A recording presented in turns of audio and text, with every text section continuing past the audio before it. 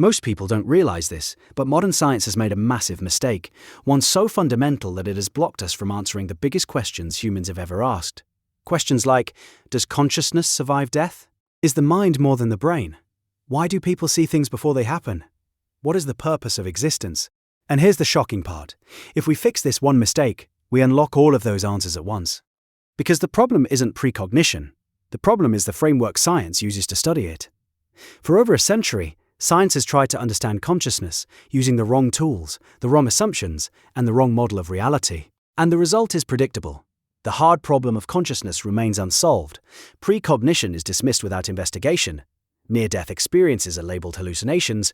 Consciousness dreams are misunderstood. And the human mind is reduced to a biological accident. Today, we're going to explore a new model. A model that doesn't require religion, mysticism, or superstition. A model built on structure, information, and experience. It's called the lattice awakening framework. Science assumes matter comes first. The brain produces consciousness. Time flows in one direction. Dreams are random neural noise, and anything that doesn't fit the model must be impossible. But this creates a paradox. Millions of people experience precognition, yet science insists precognition cannot exist.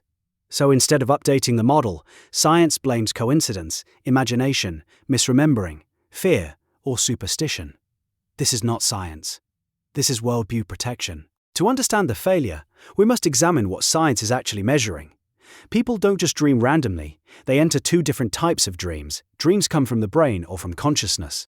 Brain dreams are generated by the first man, noisy, emotional, fragmented, and personal. For example, a fight with your spouse, a fever, stress, or depression. These lead to brain dreams. The second type of dream is the consciousness dreams.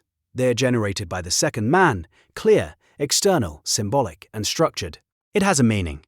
When you reduce noise, for example, depression, and increase clarity, coherence, honesty, and purity, your second man within gets invited to participate. It can override the first man if allowed.